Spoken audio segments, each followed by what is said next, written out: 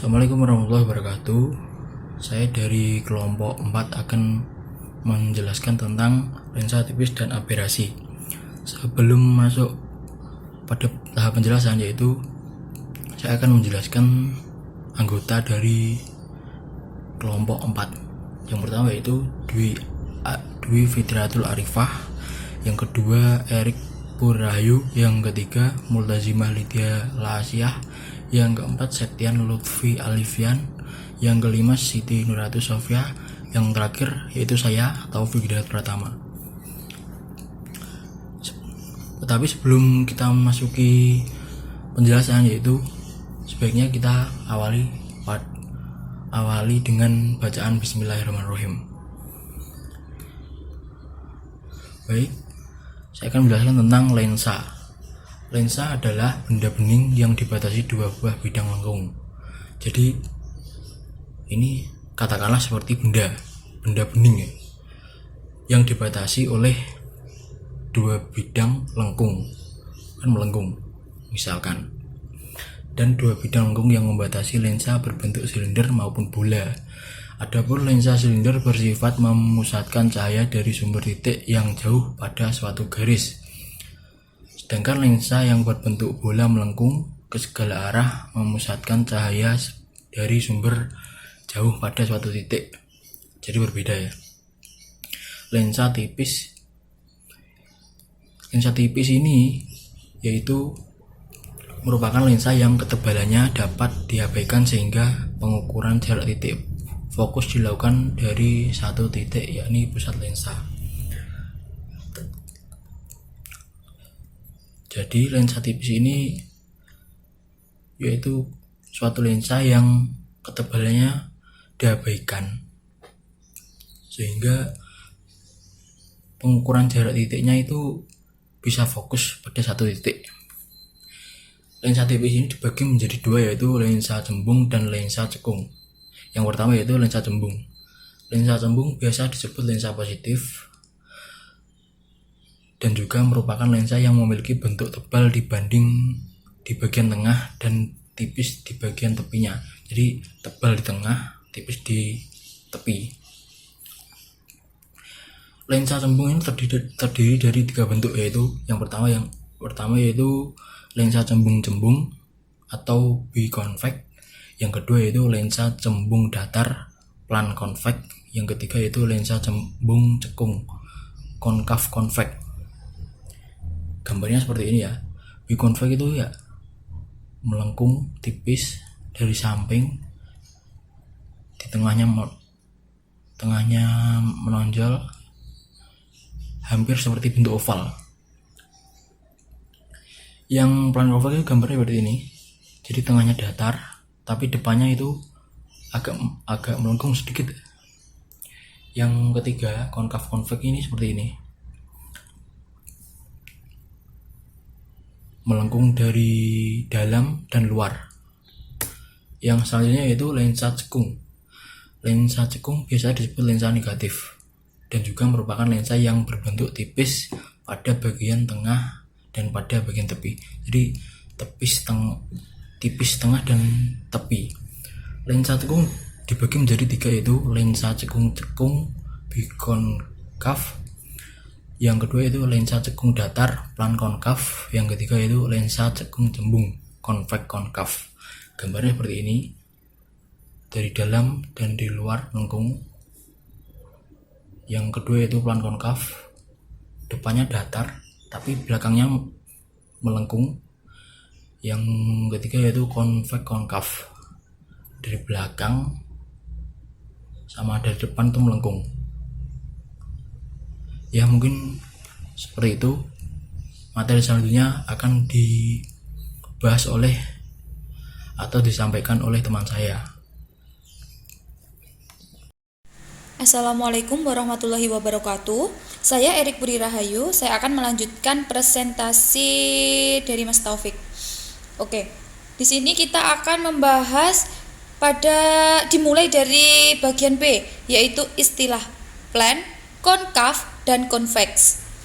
Lensa berbeda dengan cermin, di mana cermin hanya memiliki satu titik fokus, sedangkan lensa memiliki dua titik fokus yang merupakan titik pertemuan sinar-sinar bias yang disebut juga dengan fokus utama dan juga fokus aktif yang berada di belakang lensa. Oke, pertemuan sinar-sinar ya, diingat. Titik pertemuan sinar-sinar bias.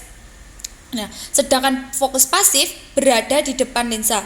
Itu tadi dua titik fokus yang ada pada lensa, yaitu dua titik fokus, yaitu titik pertemuan sinar-sinar bias yang disebut dengan fokus utama dan juga fokus pasif yang berada di depan lensa.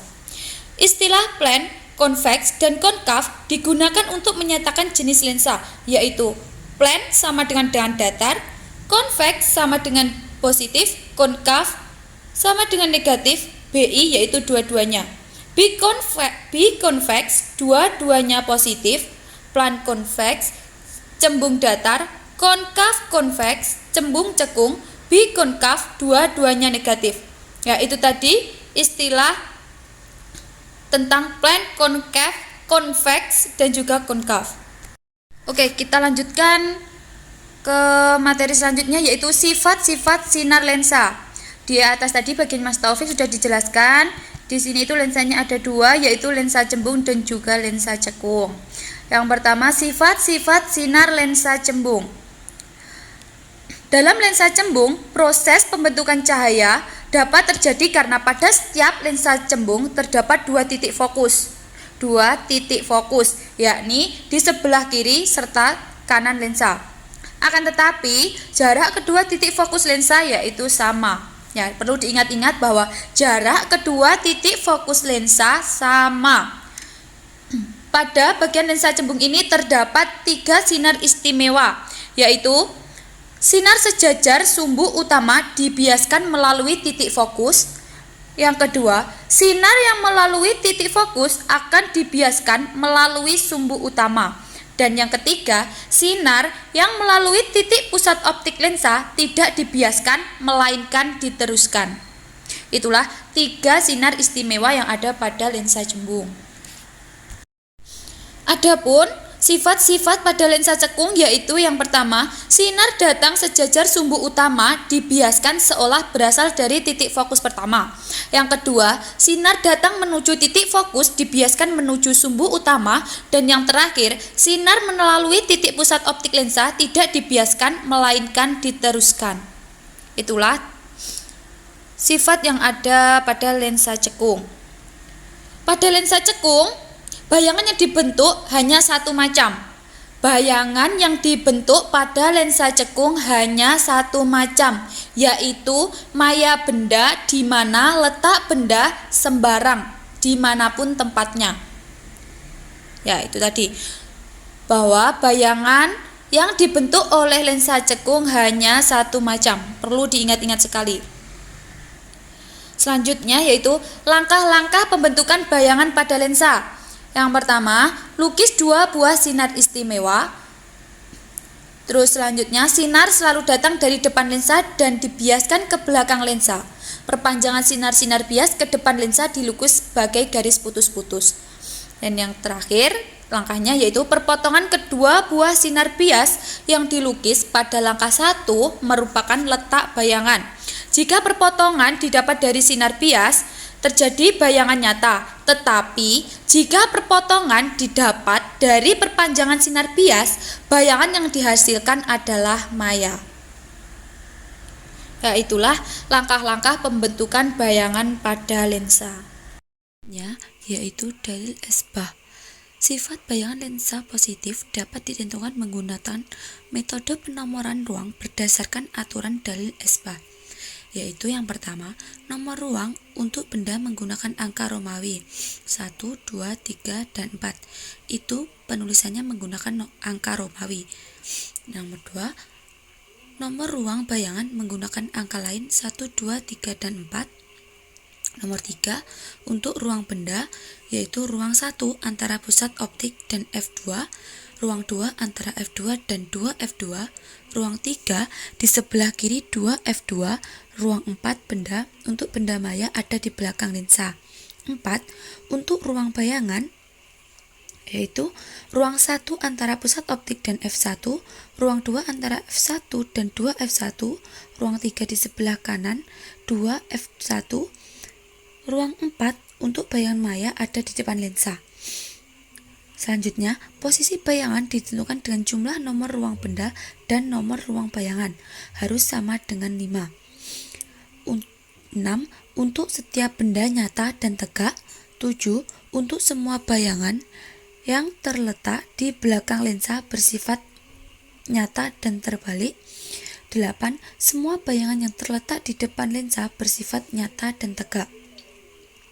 Bila nomor ruang bayangan lebih besar dari nomor ruang benda, maka ukuran bayangan lebih besar dari bendanya dan sebaliknya.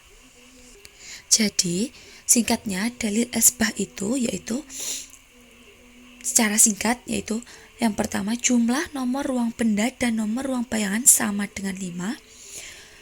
Dan nomor 2, untuk setiap benda nyata dan tegak. Yang ketiga, bila nomor ruang bayangan lebih besar dari nomor ruang benda, maka ukuran bayangan lebih besar dari bendanya dan sebaliknya. Contohnya ya, sebuah benda diletakkan pada jarak 25 cm di depan sebuah lensa positif yang fokus utamanya 10 cm. Tentukan sifat-sifat bayangan yang terbentuk. Penyelesaiannya yaitu, dari data soal dapat disimpulkan bahwa benda diletakkan di ruang 3, yakni di suatu titik antara 2F dan tak terhingga. Oleh karena jumlah nomor ruang benda dan nomor ruang bayangan harus 5, berarti bayangan ada di ruang nomor 2 atau di belakang lensa. Jadi, sesuai dengan dalil esbah, sifat bayangan adalah nyata dan terbalik karena di belakang lensa serta diperkecil. Nomor ruang bayangan lebih kecil dibandingkan nomor ruang benda. Itulah contohnya. Selanjutnya yaitu konvensi tanda lensa tipis. Panjang fokus F plus positif untuk cermin cembung, min atau negatif untuk cermin cekung, perbesaran M, positif untuk bayangan tegak atau sama dengan arah benda, negatif untuk bayangan terbalik berlawanan dengan arah benda, jarak bayangan DI, positif untuk bayangan nyata atau bayangan berada pada posisi berlawanan dengan bendanya, negatif untuk bayangan maya, bayangan berada pada posisi yang sama dengan bendanya, jarak benda D0, positif untuk benda nyata dan negatif untuk benda maya. Itulah konvensi tanda lensa tipis. Assalamualaikum warahmatullahi wabarakatuh. Perkenalkan, nama saya Situn Ratu Sofia. Saya dari kelas IPA C dengan NIM 207190079. Nah, di sini saya akan melanjutkan penjelasan dari rekan saya, yaitu mengenai rumus lensa tipis. Nah, lensa tipis dapat digambarkan dengan sebuah garis sebagaimana pada gambar contoh di bawah ini. Nah, contoh-contohnya bisa gambar yang 1, gambar 2, gambar 3, gambar 4, gambar 5, gambar 6. Nah, itu merupakan contoh-contoh dari lensa tipis. Lalu bagaimana cara menghitung jarak fokus pada lensa tipis? Nah, untuk menghitung jarak fokus pada lensa tipis dapat digunakan dengan formula atau cara atau rumus sebagai berikut. 1 per jarak fokus lensa sama dengan indeks bias lensa per indeks bias medium dikurangi 1 dikali 1 per jari-jari kelengkungan 1 ditambah 1 per jari-jari kelengkungan 2, atau bisa disingkat dengan 1 per F sama dengan N2 per N1 min 1 dikali 1 per R ditambah 1 per R1 ditambah 1 per R2. Nah, untuk catatannya, untuk tambahannya, lensa cekung jari-jari kelengkungannya bertanda negatif, dan sedangkan untuk lensa cembung jari-jari kelengkungannya bertanda positif. Selanjutnya kita membahas mengenai contoh soal tentang lensa tipis, jarak fokus lensa tipis. Nah, contoh soalnya, sebuah lensa tipis dengan indeks bias 1,5 diletakkan di udara. Lensa tipis tersebut dibatasi oleh dua permukaan, cekung dan cembung seperti gambar di bawah ini. Nah, jari-jari kelengkungan permukaan cekung 30 cm dan jari-jari kelengkungan permukaan cembung 20 cm. Hitunglah jarak fokus lensa atau F tersebut. Penyelesaiannya diketahui N1 sama dengan 1, N2 sama dengan 1,5, R1 sama dengan min 30. Nah, R1 ini merupakan jari-jari kelengkungan permukaan cekung. Nah, itu tandanya adalah negatif. Sedangkan jari-jari kelengkungan permukaan cembung itu positif. Jadi R1 sama dengan min 30, R2 sama dengan 20. Yang ditanyakan adalah F-nya ini sama dengan jarak fokus lensa tipis. Nah, jawabannya dengan menggunakan persamaan seperti yang dijelaskan tadi, yaitu dengan rumus 1/F sama dengan N2 per N1 min 1 dikali 1/R1 ditambah 1/R2. Nah, nanti hasilnya adalah F sama dengan 120 cm. Jadi jarak fokus lensa tipis adalah 120 cm. Nah, lalu bagaimana cara menghitung jarak bayangan pada lensa tipis? Untuk menghitung jarak bayangan pada lensa tipis dapat menggunakan rumus hubungan antara jarak fokus, jarak benda, dan jarak bayangan. Seperti rumus atau formula sebagai berikut. 1/F sama dengan 1/S ditambah 1/S aksen.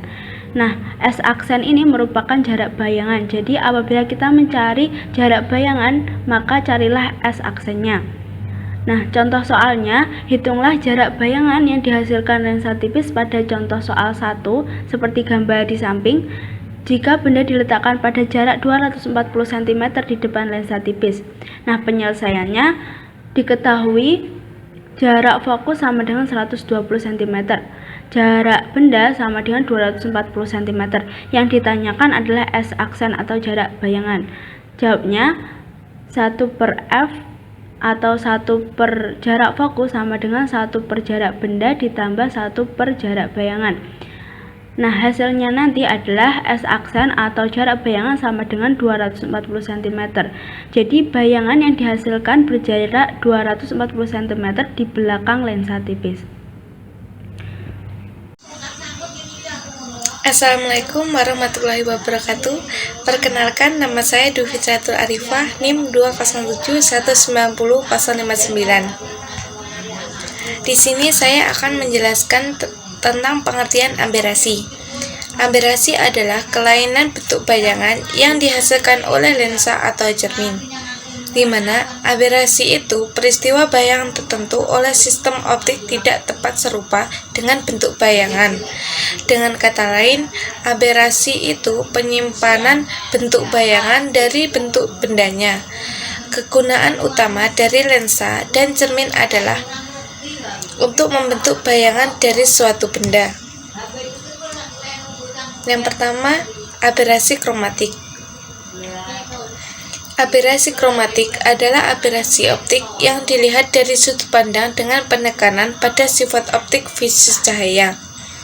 Aberasi kromatik terjadi ketika suatu rentang panjang gelombang terdapat di dalam cahaya, misal di dalam cahaya putih, dan terjadi karena suatu lensa tunggal menyebabkan cahaya terdeviasi dalam jumlah tertentu tergantung pada panjang gelombangnya. Assalamualaikum warahmatullahi wabarakatuh. Perkenalkan, nama saya Mutazima Lydia Lasria dengan NIM 207190070. Nah, kali ini saya akan meneruskan penjelasan dari teman saya. Kali ini saya akan menjelaskan mengenai abrasi sferis.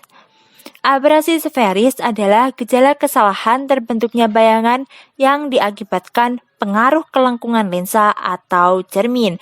Nah, abrasi ini menghasilkan bayangan yang tidak memenuhi hukum-hukum pemantulan atau pembiasan. Jadi, abrasi ini bayangannya tidak sesuai dikarenakan pengaruh kelengkungan lensa atau cermin. Bayangan tersebut tidak akan sempurna atau biasa disebut dengan cacat bayangan. Nah, abrasi sferis ini bermacam-macam. Di antaranya ada abrasi sferis aksial, ada abrasi sferis lateral, ada koma, dan ada astigmatisme. Abrasi sferis aksial Abrasi ini menimbulkan ketidakpastian letak bayangan sepanjang arah sumbu optik. Selanjutnya ada abrasi sferis lateral. Nah, abrasi ini menyebabkan kekaburan bayangan titik sumber sinar berupa bundaran kekaburan pada arah tegak lurus sumbu optik. Kemudian yang ketiga adalah koma. Koma pada dasarnya sama dengan abrasi sferis. Nah, hanya saja pada koma, sebuah titik benda akan terbentuk bayangan seperti bintang berekor. Kemudian ada astigmatisme. Astigmatisme itu ya hampir sama dengan koma, hanya saja dalam astigmatisme ini, benda yang tadinya berbentuk garis lurus, bayangannya itu akan berubah bentuknya seperti melengkung, menjadi melengkung ya, yang seharusnya lurus itu malah terlihat seperti garis melengkung. Nah, di astigmatisme ini bisa ditolong dengan pemakaian lensa silindris yang biasa kita temui. Nah, seperti itu sedikit penjelasan dari saya. Kurang lebihnya saya mohon maaf. Untuk penjelasan selanjutnya akan diteruskan oleh teman saya. Terima kasih. Baik, Assalamualaikum warahmatullahi wabarakatuh. Perkenalkan, nama saya Septian Lutfi Alifian dengan NIM 207-1974. Nah, di sini saya akan melanjutkan pembahasan dari rekan saya. Tadi mungkin sudah dijelaskan ya terkait pengertian abrasi sama abrasi kromatik, kemudian dilanjutkan dengan abrasi sferis, mengenai aksial, lateral, stigmatis. Kemudian di sini saya akan melanjutkan dengan tema abrasi monokromatik yang akan membahas ke defokus dan kurva medan. Oke, langsung saja menginjak PPT. Ya, di sini tertera judul abrasi monokromatik ya, seperti gambar tersebut. Kemudian kelanjutan abrasi monokromatik. Nah, apa definisi dari abrasi monokromatik ini?